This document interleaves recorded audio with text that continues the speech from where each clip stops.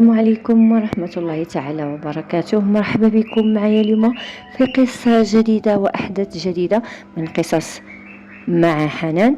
أتمنى تعجبكم القصة. ما تنسوش اللايك والاشتراك وتفعيل زر الجرس باش يوصلكم ديما الجديد فضلا وليس أمرا، وبارطاجيو مع الأهل والأحباب.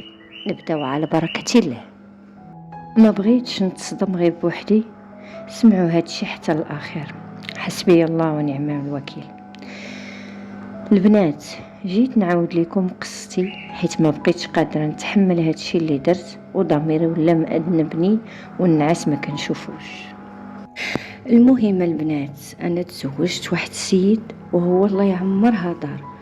هما جوج خوت وجوج خواتات، كلهم مزوجات، كلهم ظريفين، وعجوزتي ظريفه، شيخي ما عرفتوش حيت لقيتو توفى.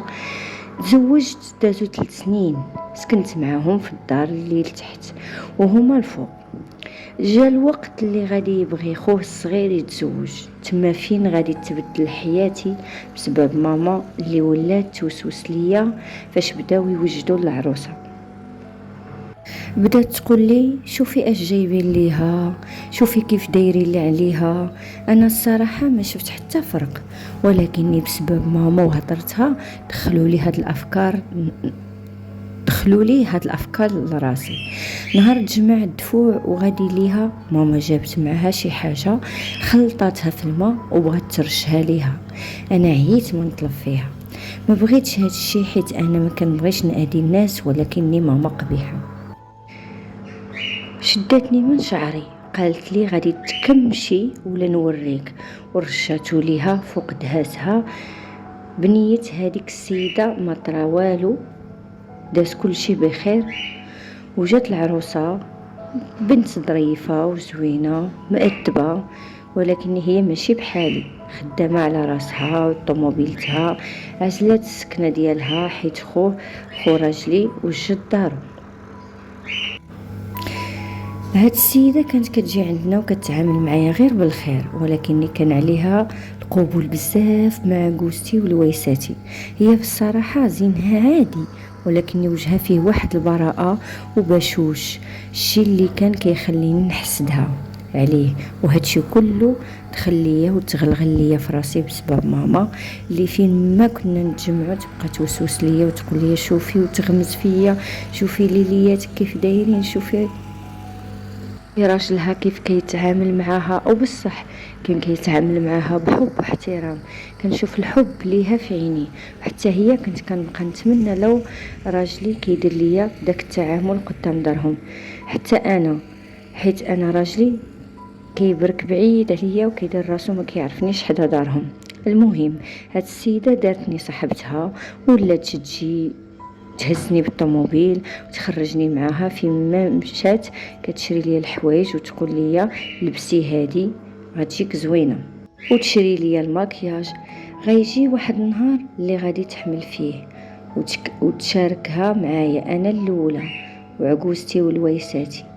انا فرحت ليها حيت ولات عزيزه عليا، ولكني فاش ساقت ماما الاخبار بدات عليا ويلي جهت من وراك وحملات، انتي ما عندكش الكرش اللي تهز الولاد، ويلي ولدات غير هبيله وحده اللي عطاني الله ما حمرت ليا الوجه، خليها تزيد تاخد بلاصتك وتزيد تعزاز، انتي الاولى، انتي اللي غادي تولدي الاولى. وهي تقول لي زيدي قدامي. صراحة عينيا تغمضوا ديك الساعة والشيطان عمى ليا عينيا، ومشيت معاها عند واحد الفقي. المهم ولات ماما تقول وانا نطبق، هي تقول وانا نطبق، نعرض عليها ونوكلها داكشي اللي كتعطيني اللي عطاه ليها الفقي، ما كيوقع ليها والو.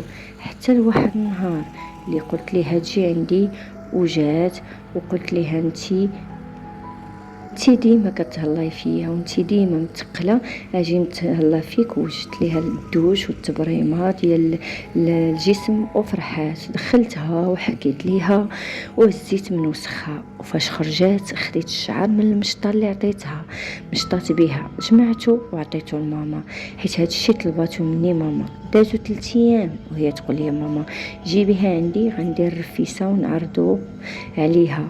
درت معها الوقت وهي مسكينه فرحات. وماما فاش صوبتها رقدات ديك الكموسة في المرقة في واحد الزلافة بوحدها وحطاتها قدامها. من بعد هاد النهار غيدوز نهار ونص، غادي يجي راجلي يقول لي باللي مرات لوسي في الكلينيك.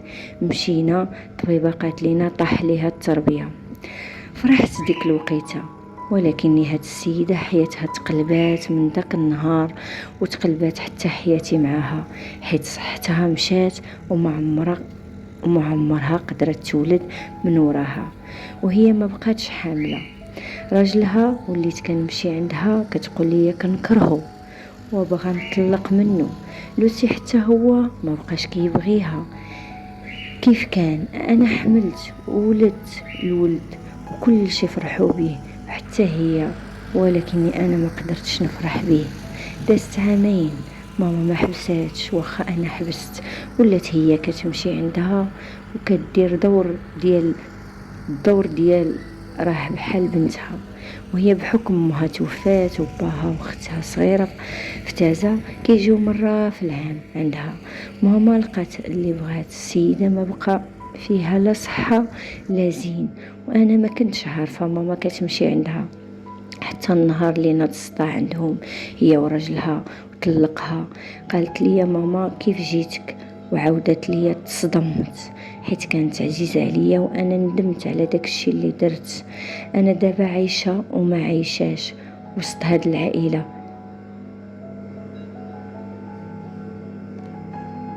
حيت لوسي حالته ولات حاله، ورجع يسكن معنا في الدار. وخا دابا 8 سنين باش طلق، عمره ما فكر يتزوج. والمشكله هي كتهلا ليا في بنتي وولدي، دايرو بحال صاحبه. هاد الشيء كيضرني نهار على نهار. اما ديك السيده ما عرفت شنو وقع ليها، ما عرفتش كيفاش تبعت طريق ماما، وكنبغي نعترف لوسي ونطلب منه السماحه، ولكني خايفه بزاف. جيت نخوي قلبي حيت الناس ما بقيتش كنشوفه. بغيت نعرف اش ندير وكيفاش ربي يسمح ليا، حيت عييت. هاد الحمل تقال عليا وماما كرهتها وما بقيتش حامله نمشي نشوفها. انا هنا قصتنا وصلت النهايه ديالها. هي قصه للعبره اكثر ما هي للفرجه. نتمنى تعجبكم، وخليوا لي في التعاليق ديالكم كيفاش جاتكم القصة وشنو نصائحكم لهاد السيدة هادي. قصص مع حنان إلى قصة مقبلة بإذن الله.